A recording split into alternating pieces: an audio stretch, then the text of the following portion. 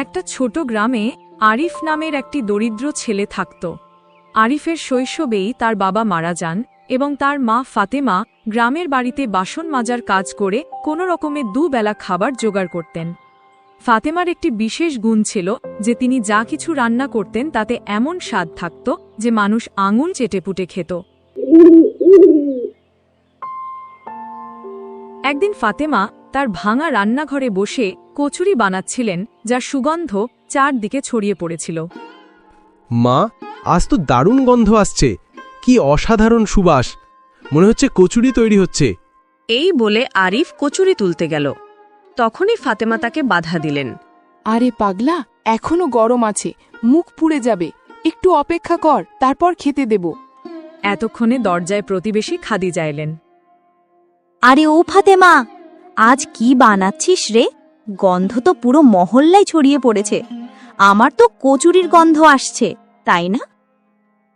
হ্যাঁ খাদিজা খালা, মা কচুরি বানাচ্ছেন এবং মায়ের হাতে এমন জাদু আছে যে একবার খেলে ভুলতে পারবে না। আরে হ্যাঁ হ্যাঁ, এই কথা তো পুরো গ্রাম জানে। ফাতেমা, আমাকেও একটা কচুরি দে বোন, মুখে জল আসছে। আরে কেন নয় দিদি, আসুন বসুন। খাদিজা এসে বসলেন। এরপর ফাতেমা খাদিজাকে এক প্লেট এবং আরিফকে এক প্লেট কচুরি পরিবেশন করলেন। কি স্বাদ! পেট ভরে যায় কিন্তু মন ভরে না। মা, একটা কথা বলি, কেন আমরা কচুরির ব্যবসা শুরু করি না? তুমি ঘরে কচুরি বানাবে, আমি বাজারে গিয়ে বিক্রি করব। আমি জানি যে সব কচুরি নিমেষে বিক্রি হয়ে যাবে। বেটা, এসব এত সহজ নয়, এর জন্য অনেক টাকা লাগে। তুমি জানো আমরা তো একবেলা খাবারের জন্য কত কষ্টে জোগাড় করি। এই নাও, এটা কোনো বড় ব্যাপার? তুমি আমার কাছ থেকে টাকা নাও। তুমি যদি কচুরির ব্যবসা করো তাহলে আমাদেরই তো লাভ হবে। রোজ রোজ তোমার হাতের স্বাদ নেওয়ার সুযোগ পাবো। আরে না দিদি, ব্যবসা না চললে আমি তোমার টাকা কিভাবে ফেরত দেব? আরে ফাতেমা, কত সংকোচ করিস? আর এমন তো হতেই পারে না যে তুই কচুরি বানাবি আর কেউ তা কিনবে না। হ্যাঁ মা, আর দেখো না, খাদিজা খালা নিজেই সাহায্য করছেন। তাহলে কেন একবার চেষ্টা করে দেখি না? কি জানি এই কচুরি দিয়েই আমাদের ভাগ্য বদলে যায়। ঠিক আছে, যদি তোমরা দুজন বলছো তাহলে একবার চেষ্টা করেই দেখি। মা, এবার দেখো, আমরা এমন কাজ করব যে পুরো গ্রামে আমাদের কচুরির আলোচনা হবে। ফাতেমা হালকা হাসির সাথে সম্মতি দিলেন। পরের দিন সকালে সূর্যের প্রথম কিরণের সাথে সাথেই ফাতেমা ঘুম থেকে উঠলেন। তিনি কচুরি তৈরি করলেন, সুন্দর ঝুড়িতে সাজালেন এবং আরিফকে বললেন, আরিফ বেটা, এই নাও, সব কচুরি তৈরি, তুমি সাবধানে নিয়ে যেও, ফেলে দিও না। মা, তুমি দেখবে কিছুক্ষণের মধ্যেই আমি পুরো ঝুড়ি খালি করে ফিরব। যা বেটা, তাই হোক।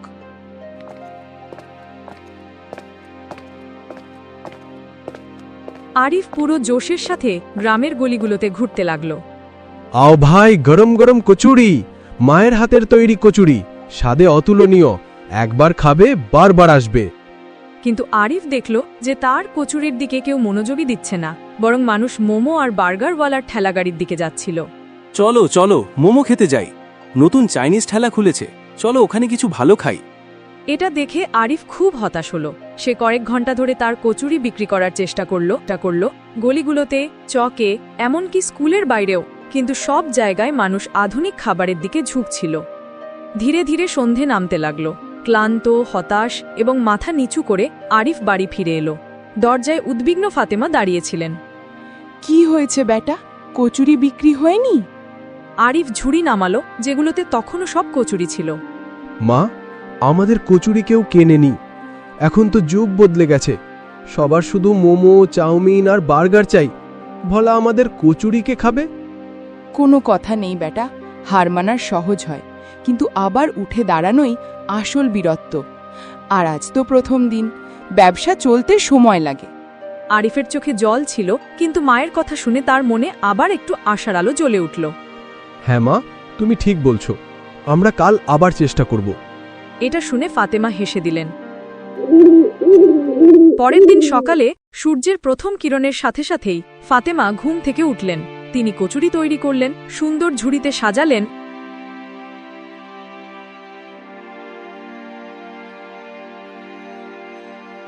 আজও সেই একই ঘটনা ঘটল যা গতকাল ঘটেছিল।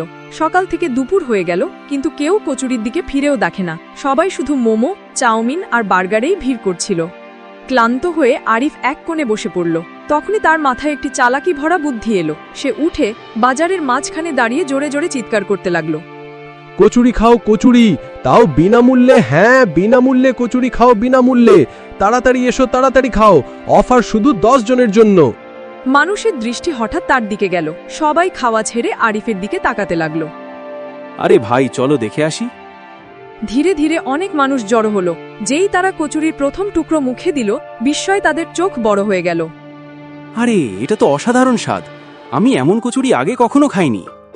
ভাই, এই কচুরি তো বার্গার আর মোমোর চেয়ে 1000 গুণ বেশি সুস্বাদু। মানুষের প্রশংসা শুনে ভিড় আরও বাড়তে লাগলো। ধীরে ধীরে যারা চাইনিজ আর বার্গারের দোকানের দিকে যাচ্ছিল, তারা সবাই ফিরে এসে আরিফের দিকে আসতে লাগলো। আরে ভাই, আমাদেরও দাও। আধা ঘন্টার মধ্যে সব কচুরি বিক্রি হয়ে গেল। টাকা মুঠিয়ে শক্ত করে আরিফ হিসেব করল। এত টাকা, তাও আমাদের উপার্জনের! এটা দেখে আরিফ খুব খুশি হল। সন্ধ্যায় সে দৌড়ে বাড়িতে পৌঁছালো। ফাতেমা উঠানে বসেছিলেন। মা, সব বিক্রি হয়ে গেছে, আর এই দেখো কত লাভ হয়েছে। টাকা দেখে ফাতেমার চোখে ঝলক এসে গেল। আল্লাহর রহমত, আমার তো মনে হয়েছিল আজও গ্রাহক পাবো না। মা, এমন ভিড় হয়েছিল যে মুহূর্তের মধ্যে সব শেষ। কাল থেকে আমরা আরো বেশি কচুরি বানাবো। এখন প্রতিদিন ফাতেমা সকালে তাড়াতাড়ি উঠে কচুরি বানাতেন এবং আরিফ তৈরি হয়ে ঝুড়ি মাথায় নিয়ে বাজারে যেত। সন্ধ্যায় যখন ফিরত, তখন পুরো ঝুড়ি খালি থাকত। মাসখানেক ধরে এমনই চলতে লাগলো। ধীরে ধীরে তাদের ঘরের অবস্থা উন্নতি হতে লাগলো। এটা দেখে চাউমিন, বার্গার এবং মোমোর দোকানদাররা হিংসা করতে লাগলো। আর করবেই বা না কেন? যখন থেকে আরিফ সেখানে তার কচুরি বিক্রি করা শুরু করেছিল, তখন থেকে তাদের ঠেলা গাড়িতে গ্রাহক আসতই না। সবারই শুধু আরিফের কচুরি খেতে চাইত। এই হতচ্ছাড়া আরিফ আমাদের ব্যবসায় আগুন ধরিয়ে দিয়েছে। ঠিক বলছিস, পুরো ব্যবসাটাই নষ্ট করে দিয়েছে। আগে কত ব্যবসা হতো, আর এখন তো খাওয়ারও টানাটানি। হ্যাঁ, এর কিছু একটা করতে হবে। আমি করছি ভাইয়েরা, কাল থেকে এই কচুরিওয়ালাকে এখানে দেখা যাবে না। আরে, তুই তার সাথে কি করবি? শুধু দেখিস।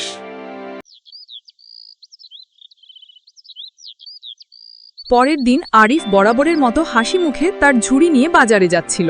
তখনই 4-5 জন শক্তিশালী লোক তাকে ঘিরে দাঁড়ালো। এই ছোকরা, আজ তো তুই গেলি।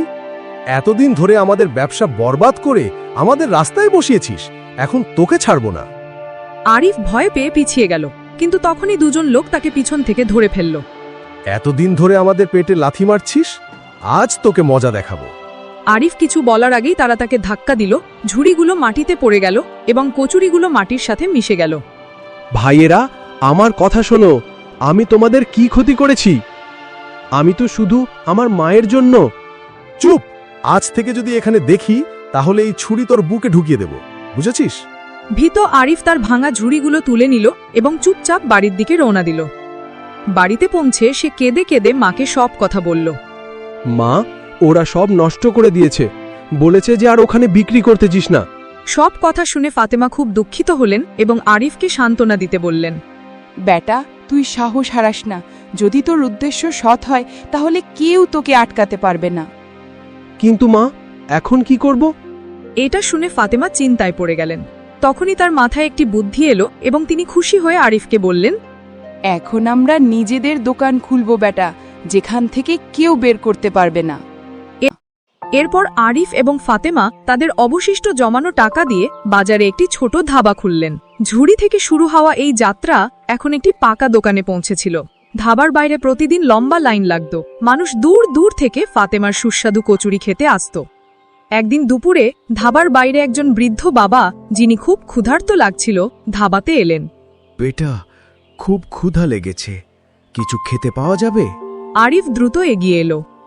আরে বাবা, আসুন এখানে বসুন, এক্ষুনি গরম গরম কচুরি আনছি। সে দৌড়ে মায়ের কাছে গেল, প্লেটে তাজা কচুরি রাখল এবং বাবার সামনে পরিবেশন করল। বাবা যেই প্রথম গ্রাস মুখে দিলেন, তার চোখ উজ্জ্বল হয়ে গেল। হে আল্লাহ, এত স্বাদ! বেটা, তোর মায়ের হাতে তো সত্যিই জাদু আছে। তিনি দ্রুত পুরো প্লেট শেষ করে ফেললেন এবং তারপর হাসি মুখে আরিফকে বললেন, শোন বেটা, আমাকে একটা কথা বলতে হবে। এখান থেকে উত্তর দিকে জঙ্গলে ওপারে একটি বড় রাজ্য আছে, আফতাবনগর। কিন্তু সেখানকার রাজকুমারী আমিনা কোনো কিছুই সুস্বাদু মনে করেন না। দেশ বিদেশের বড় বড় বাবুর্চি, হালওয়াই সবাই হার মেনেছে, কিন্তু কারও তৈরি খাবার রাজকুমারীর পছন্দ হয়নি। আরিফ এবং ফাতেমা অবাক হয়ে বাবার কথা শুনছিলেন। সম্প্রতি রাজা ঘোষণা করেছেন যে যার খাবার রাজকুমারীর সুস্বাদু লাগবে তিনি তার সাথে রাজকুমারীর বিয়ে দেবেন এবং তাকে রাজ্যের পরবর্তী রাজা ঘোষণা করবেন। এটা শুনে ফাতেমা ও আরিফ একে অপরের দিকে তাকালো। আরিফ চিন্তায় পড়ে গেল যে রাজকুমারীর খুব উঁচু বাবুর্চির খাবারও বিস্বাদ লেগেছিল, তাহলে তার কচুরি কেন পছন্দ হবে? বাবা, যদি কচুরি রাজকুমারীর পছন্দ না হয় তো? তুমি চিন্তা করো না বেটা, আল্লাহ তোমার সাথে থাকবেন। তোমার কচুরিতে এমন স্বাদ আছে যে আমার পুরো বিশ্বাস রাজকুমারীর এটা অবশ্যই পছন্দ হবে। এটা শুনে আরিফ সাহস সঞ্চার করল এবং যাওয়ার জন্য প্রস্তুত হল। সে তার ঝুড়িতে কচুরি ভরে নিল এবং আফতাবনগর রাজ্যের দিকে রওনা দিল।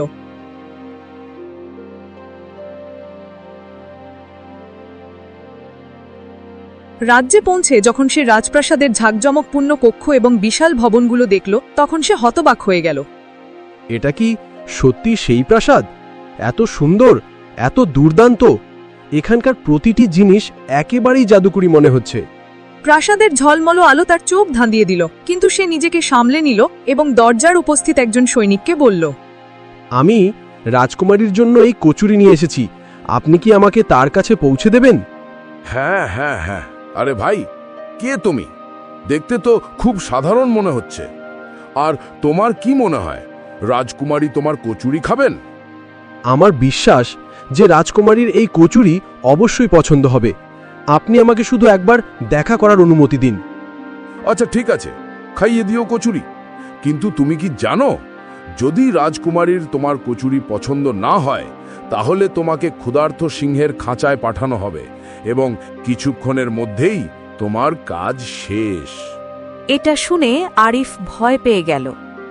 এক মুহূর্তের জন্য মনে হলো সেখান থেকেই ফিরে যায়, কিন্তু তারপর তার মা এবং বাবার কথা মনে পড়ল।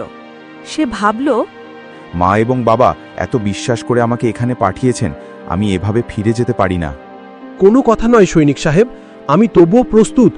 আপনি একবার রাজকুমারীর সাথে দেখা করিয়ে দিন, যাতে আমি তাকে আমার কচুরি খাওয়াতে পারি। বাহ, খুব একগুঁয়ে লোক তুমি। ঠিক আছে, যখন নিজেই মরতে চাও তাহলে চলো রাজকুমারীর কাছে। রাজকুমারী আমিনা ঘরে বসে তার দাসীকে বলছিলেন, আজও খাবারের কোনো স্বাদ নেই। আমার এমন কিছু চাই যা মন এবং পেট উভয়কেই তৃপ্ত করে তোলে। জানি না এমন খাবার পৃথিবীতে তৈরি হয়েছে কিনা। এতক্ষণে আরিফ ধীরে ধীরে কচুরির ঝুড়ি নিয়ে রাজকুমারীর কাছে পৌঁছাল। রাজকুমারী, এইগুলো বিশেষ কচুরি, দয়া করে এগুলো চেখে দেখুন। কচুরি তো শুধু একটা সাধারণ নাস্তা, আর আমার মনে হয় না এতেও কোনো স্বাদ আসবে। এতক্ষণে দাসী রাজকুমারীকে বলল, আমারও মনে হয় তাকে একটা সুযোগ দেওয়া উচিত রাজকুমারী। কখনো কখনো যা সাধারণ দেখায় সেটাই সবচেয়ে বিশেষ হয়। এটা শুনে রাজকুমারী অনিচ্ছাই একটা কচুরি তুলে নিলেন, কিন্তু যেই সেটি খেলেন তার বিস্ময়ের সীমা রইল না। এটা এত সুস্বাদু কচুরি, এমন কচুরি আমি আগে কখনো খাইনি। আপনার কি সত্যি আমার কচুরি পছন্দ হয়েছে? হ্যাঁ, আমার এটা খুব সুস্বাদু লেগেছে। আমি কি আরও কিছু কচুরি নিতে পারি? হ্যাঁ হ্যাঁ, সব আপনার জন্যই, নিন। রাজকুমারী পাগলের মতো সেই কচুরিগুলোর ওপর ঝাঁপিয়ে পড়লেন। রাজকুমারীর কচুরির স্বাদের খবর যেই রাজার কাছে পৌঁছালো, তিনি আনন্দে আত্মহারা হয়ে উঠলেন এবং অবিলম্বে রাজকুমারীর কক্ষে পৌঁছালেন। তিনি রাজকুমারীকে এইভাবে কচুরি খেতে দেখে বিস্মিত হয়ে গেলেন। আরে, এটা তো অসাধারণ হয়ে গেল। রাজকুমারী, তোমার এই কচুরি এত পছন্দ হয়েছে? হ্যাঁ বাবা, আমি আমার জীবনে এত স্বাদ কখনো অনুভব করিনি। আপনিও খেয়ে দেখুন না। আচ্ছা দেখি তো, দেখি আমার রাজকুমারীর এত পছন্দ হয়েছে, তাহলে নিশ্চয়ই কোনো বিশেষ ব্যাপার আছে। রাজা ধীরে ধীরে কচুরির একটি টুকরা তুললেন, মুখে রাখলেন এবং তারপর তার চোখ বিস্ময়ে বড় হয়ে গেল। বাহ, এটা তো সত্যি অসাধারণ স্বাদ। এই জন্যই আমি আজ প্রথমবার আমার মেয়েকে এত তৃপ্তি সহকারে খেতে দেখছি। এই দৃশ্য আমার জন্য অমূল্য। এই বলে রাজা কিছুক্ষণ রাজকুমারীকে এভাবে আনন্দে খেতে দেখতে লাগলেন। তারপর কিছুক্ষণ পর তিনি সবাইকে দরবারে ডাকলেন। শোনো সব দরবারীরা, আমি ঘোষণা করেছিলাম যে যে ব্যক্তি আমার মেয়ের স্বাদকে সন্তুষ্ট করবে আমি আমার মেয়ের হাত তাকে দেব। তাই আমি আমার কথা বজায় রেখে আমার মেয়ে এবং এই রাজ্যের রাজকুমারীর বিবাহ আরিফের সাথে ঘোষণা করছি। এটা শুনে দরবারে এক মুহূর্তের জন্য নীরবতা নেমে এলো। তারপর চারদিকে করতালি ও আনন্দের গুঞ্জন ছড়িয়ে পড়ল। আজ থেকে এই রাজ্যের উত্তরাধিকারী হবেন আরিফ। আমি এখন রাজ্যের কার্যভার থেকে মুক্ত হয়ে বিশ্রাম করব এবং আরিফ আমাদের নতুন রাজা হবেন। এভাবে একটি সাধারণ কচুরিওয়ালা আফতাবনগর রাজ্যের রাজা হয়ে গেল।